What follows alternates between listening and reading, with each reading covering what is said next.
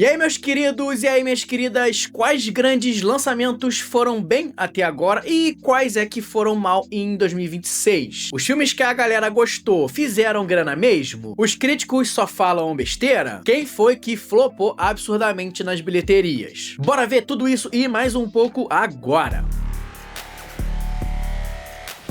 Qual é, galera? Eu sou o André Con, seja muito bem-vindo ao Conversando e hoje chega de gracinha, tá? É dia de papo sério. Como a gente tá chegando em abril, eu resolvi dar uma pesquisada ali nos grandes lançamentos desse ano pra gente poder dar uma olhada, uma analisada e, por que não, uma fofocalhada também, pra gente ver quem é que foi bem com o público, quem foi que a crítica amassou, quem é que fez dinheiro e quem é que deu prejuízo. Então sim, é dia da gente fazer o papel de tia-avó no Natal perguntando: E os namoradinhos, hein? Nossa, mas você viu seu primo? Ele fez tanto dinheiro em fevereiro. Ai, todo mundo tava elogiando seu irmão, ele tava tão bem naquela tela do IMAX. Só pra destacar que não são todos os filmes do ano, tá, gente? É uma seleção daqueles que eu achei que são mais pertinentes, seja por conta do tamanho da marca, seja por conta do tamanho do tombo, ou, por que não, do sucesso também. E lembrando que, como alguns desses filmes aqui ainda são bem recentes, ainda estão sendo exibidos no cinema, eu vou ressaltar que aqui são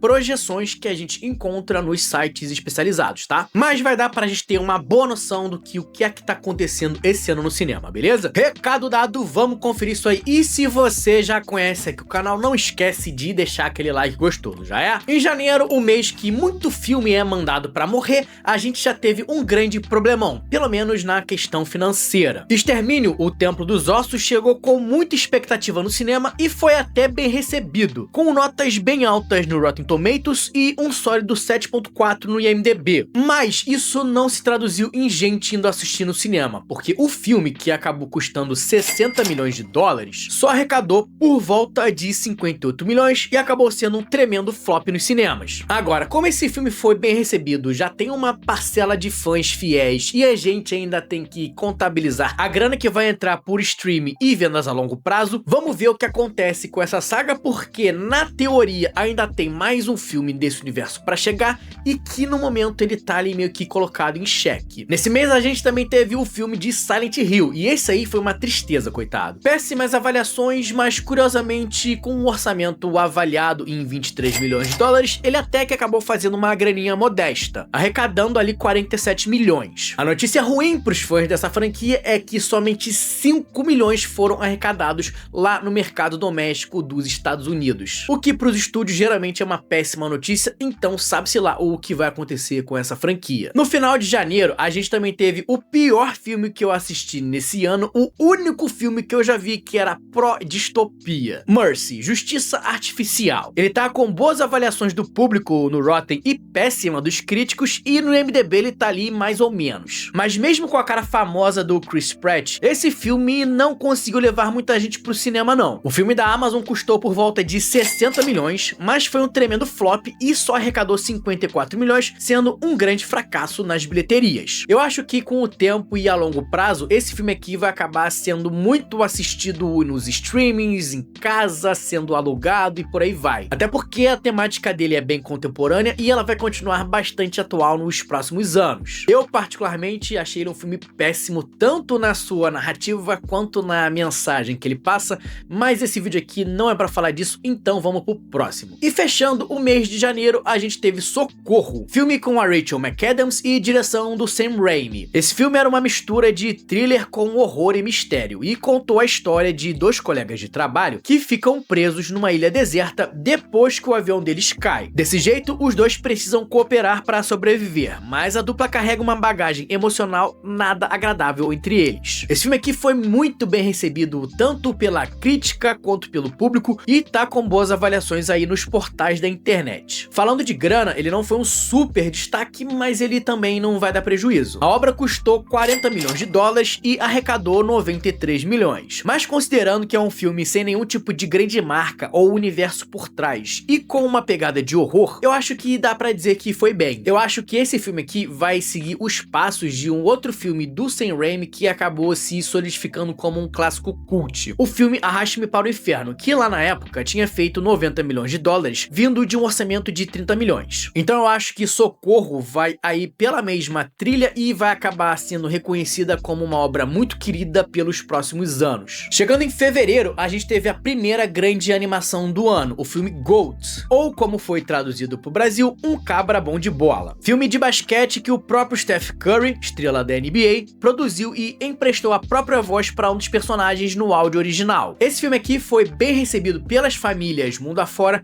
em especial nos Estados Unidos. O filme tá com avaliações sólidas nos portais da internet e, em termos de grana, ele foi muito bem lá na terra do tio Sam e meteu pra dentro 97 milhões de dólares no momento em que eu gravo esse vídeo. Já no mercado internacional, ele não foi tão bem assim. Hoje, o filme arrecadou 74 milhões de dólares que vieram de um orçamento de cerca de 80 milhões. Como esse filme ainda tá passando nos cinemas, ele ainda vai fazer uma grana extra e provavelmente vai se tornar um sucesso ainda que moderado. Agora, vamos falar de um filme que dividiu a galera, tá? Mais uma adaptação do clássico livro O Morro dos Ventos Uivantes, que chegou no cinema estrelando a Margot Robbie e o Jacob Elord e deu o que falar por vários motivos. Muito se falou da liberdade criativa da adaptação, do tom e das cenas picantes pra lá e pra cá ao longo do filme. Esse projeto teve uma recepção mista ali de maneira geral, não teve lá um grande consenso em cima dele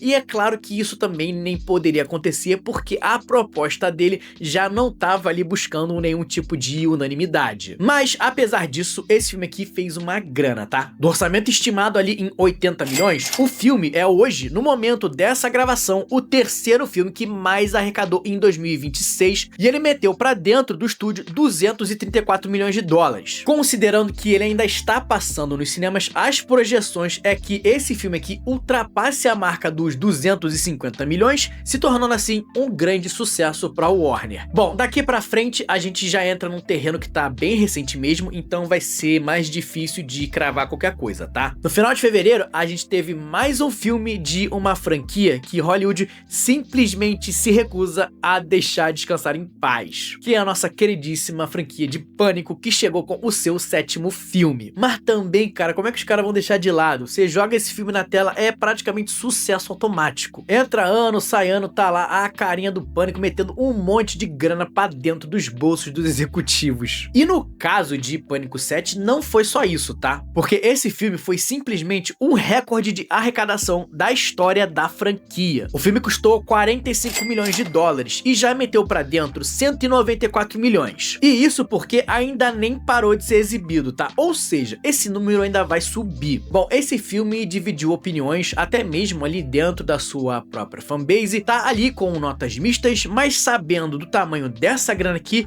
dificilmente a gente não vai ver Pânico 8 em breve, né, gente? Voltando a falar de animação, a Pixar, depois daquele flop financeiro que tinha sido Hélio no ano passado, retornou à sua boa forma com um filminho que tá fazendo um sucesso interessante. O filme Cara de Um, Focinho do Outro teve um orçamento de 150 milhões e hoje tá lá com 243 milhões de arrecadação, o que coloca ele atualmente na segunda colocação das bilheterias mundiais de 2026. Esse filme ainda vai fazer um bom dinheiro por aí, tá? Aliás, uma coisa interessante desse filme aqui é que, se tratando de animações originais, ou seja, que não eram sequências ou spin-offs, Cara de Um, Focinho do Outro é a maior estreia da Pixar dos últimos anos. E claro que isso tem acontecido porque o público tem gostado bastante desse filme aqui. Ele tá lá com avaliações bem altas e o marketing boca a boca só tem favorecido essa obra, que provavelmente vai acabar sendo um belo sucesso financeiro. Agora, quem não vai ser um sucesso financeiro é esse outro filme aqui, que assim como O Morro dos Ventos Uivantes tem sido bastante divisivo. O filme A Noiva, que tem ninguém menos que o Christian Bale e agora a oscarizada Jessie Buckley. O filme colocou a Maggie Gyllenhaal pela primeira vez na cadeira da direção e recebeu avaliações bem mistas. Com um orçamento estimado em 80 milhões, o filme até agora só levou míseros 23 milhões pro estúdio. E mesmo que ele ainda esteja sendo exibido nos cinemas, esse aqui dá pra gente cravar que ele vai ficar ali entre os flops financeiros de 2026. Por outro lado, quem vai trazer uma bufada bufunfa gorda pros estúdios é o novo queridinho da galera, o filme do Ryan Gosling, Devoradores de Estrelas. Falei recentemente desse filme aqui no canal, eu curti demais, acho que merece sim todo esse sucesso que ele tá fazendo, e óbvio que não só eu, mas muita gente por aí tá adorando esse filme. Com avaliações bem altas e uma recepção muito positiva, o filme de ficção científica é hoje a maior estreia das bilheterias no ano. E já de cara no seu final de semana de estreia, ele levou 80 milhões de dólares lá nos Estados Unidos. Com um orçamento avaliado em 200 milhões, o filme já mandou pra dentro 147 milhões no dia que eu gravo esse vídeo. E certamente vai levar bem mais com o passar do tempo, tá? Filmaço que vai se tornar um clássico aí da ficção científica, e se você não assistiu, vai lá, você não vai se arrepender. E pra fechar, vamos falar de um outro filme que acabou também de estrear. Casamento Sangrento, A Viúva. Sequência do bom filme de terror e de comédia Casamento Sangrento, que tinha transformado um orçamento de 6 milhões em 57 milhões. O que geralmente garante uma sequência imediata, né? Mas como esse filme foi lançado em 2019, aí depois teve toda aquela questão da pandemia e por aí vai, essa sequência demorou um bocadinho pra chegar. A continuação só chegou esse ano, com o orçamento avaliado em 14 milhões. No seu final de semana de estreia, ela ficou ali na quarta posição, e até agora levou pros cofres 12 milhões de dólares. Olha, dado o sucesso do primeiro filme, eu arrisco dizer que os produtores estavam esperando um barulho bem maior em termos de grana com relação a esse filme aqui, tá? Mas ele tem sido bem recebido pela maioria das pessoas e tem chance de continuar levando uma grana satisfatória nas próximas semanas. Eu acho que dificilmente esse filme aqui vai ser um sucesso tão grande quanto foi o primeiro, mas eu acho que vai ser